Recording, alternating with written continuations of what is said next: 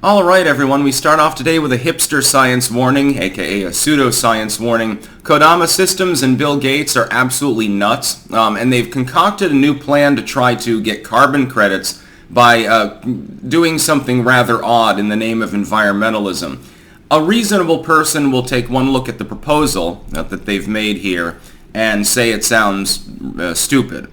Now, from the carbon capture side of things, it's technically not. It's just massively unpragmatic, screwy in every way, and there's a much easier solution. There's an ancient variant and a potential modern variant, actually, that could be used in place that would actually benefit society. Now, what they're seeking to do is raise money for investment for a company, and the idea is to cut down trees. Hear him out, Bill Gates' big idea. Cut down trees and then store the logs in hermetically sealed caverns, repurposed mines, etc., under conditions in which they will neither rot nor degrade in any other manner, and their carbon can be captured for thousands of years.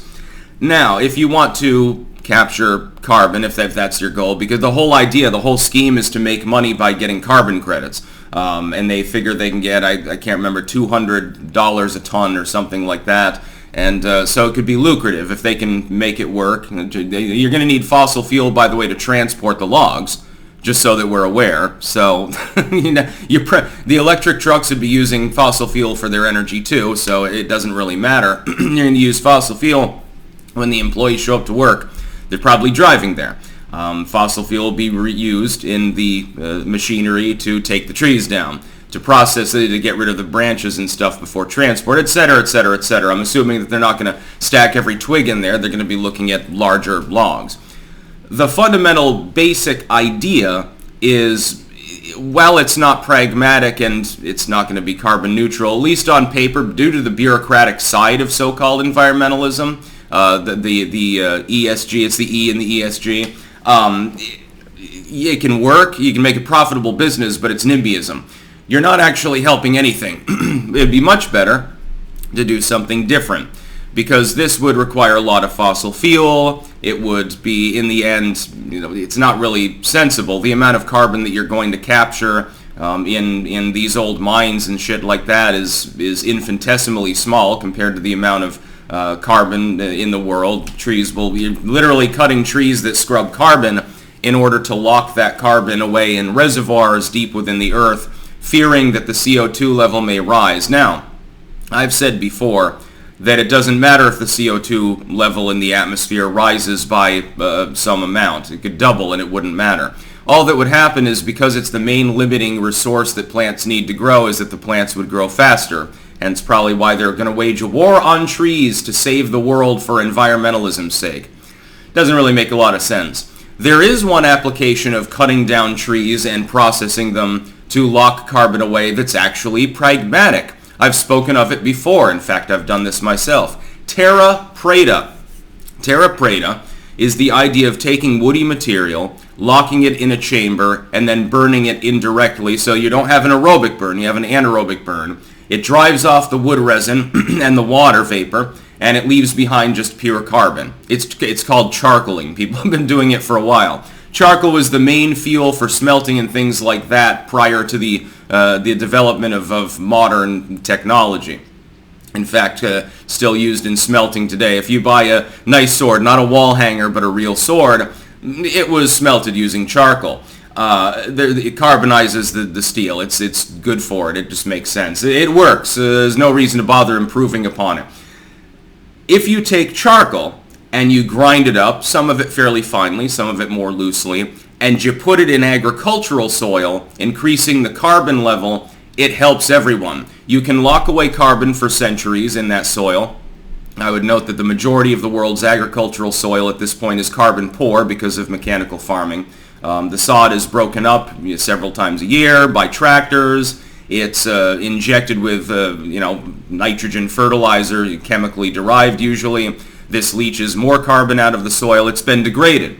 Much of the world's agricultural soil is not fit for agriculture unless you continuously apply chemical nitrates to it. For instance, for corn, for things like that.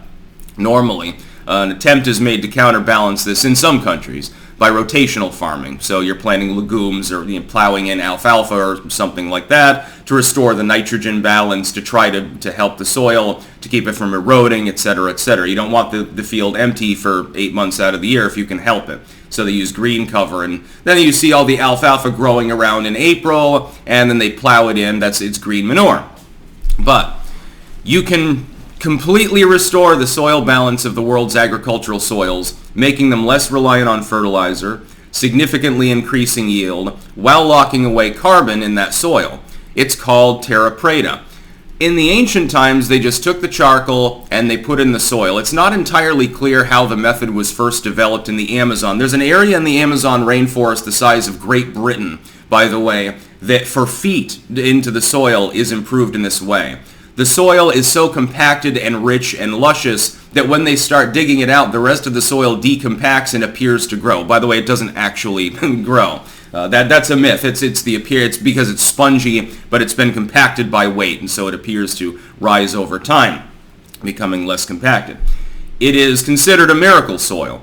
It's basically perfect. It's high in micronutrients. It's got bits of potsherd actually in it. It appears that originally they may just have noticed the areas around abandoned campfires where there's charcoal and there's wood ash for potassium, for phosphate, and potsherds and stuff like that. The soil was of a different kind than the surrounding fairly sterile soils of the jungle. And they realized at some point that when they planted their cassava in that soil, it grew twice as big, and they got the idea, maybe it's because of what's in the soil. And so they began to probably cut down and slash and burn trees. This is still done today. It's not in the best of manners, but it's done. And then they plowed that shit into the soil, degraded over time, and they had probably a goddamn empire that we know very little about in the middle of the Amazon rainforest. You could also do it in a different way. The normal way is just charcoaling. So you are using fossil fuel to create the charcoal. But I was looking at the temperature at which wood is capable of carbonizing, that is, resin is driven off and water vapor, and I was looking at electric heating systems and their usual maximum temperature, and we're not talking about anything fancy like in a laboratory, we're talking about a modern stove, so just an electric heater stove. If you were to take a chamber, let's say the size of a bus, pack it full of logs, right? Wrap coils around the bottom end of it, heating coils, with a vent at the side, of course, for the water vapor to be released so you don't blow up the vessel.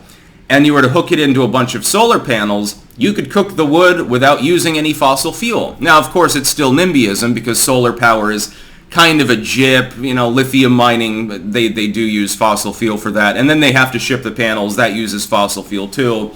And the whole thing is kind of a grift, but at least on the front end, you're not using fossil fuel except to rig the system up in the first place, and then you just stack the logs inside there and carbonize them. Now all of a sudden you've got a metric fuck ton of carbon, and after a few small loads, a farm could easily be fully replenished with this product. It would also yield a saleable product. You're effectively trapping carbon for decades or centuries, depending on the farming method, while increasing agricultural output, while having a saleable product and the carbon credits at the end. But Bill Gates, apparently in his old age, has become less intelligent and doesn't realize how simplistic such a system was. I could probably rig such a system on a small scale. In fact, when I looked into this, it dawned on me, hey, this could be a good business. So somebody out there needs to compete with Kodamasystems and say, no, we can double the yield as far as the money by front-ending green energy. It still fulfills ESG. The hipsters will goddamn love it. Every co-op in the country is going to want our terra preta. It would be so goddamn simple. All you have to do is mix the charcoal in with compost or cow manure or a number of other things, cure it for a while, and sell it. You get twice as much money. And you're still locking the carbon, but you're locking it in an area where it can be utilized. See, there's a lot of carbon in trees. There's more and more carbon in the atmosphere in the form of carbon dioxide mainly. But the soil is carbon poor, and it leads to an imbalance of nutrients and the availability of nutrients. Terra preta soils hold moisture more easily. They are more bioactive. That is, that the bacteria in the soil that you want that interact with the plants are more numerous. It's better texture to the soil. Unless your soil's already perfect loam or something like that, and can't really be improved, it'll improve the texture of the soil too, make it easier to farm. Again, I've done it before. Look back through my garden videos.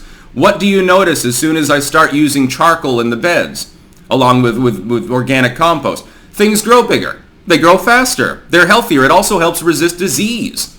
So that's what should be doing. And these people are evil, raving lunatics. The whole thing is just a grift to get carbon credits. That's the whole business model.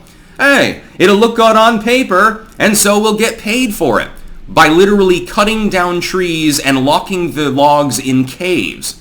Well, that makes absolutely no goddamn sense. If anything, somebody should step in and stop these morons and teach them about terra preta and about the applications thereof. They'd make more money. Money is the only thing they care about, so maybe we can change their mind. Somebody pitch that to Kodamasystems sometime. A giant electric solar-powered furnace for carbonizing trees and then selling the logs to farmers.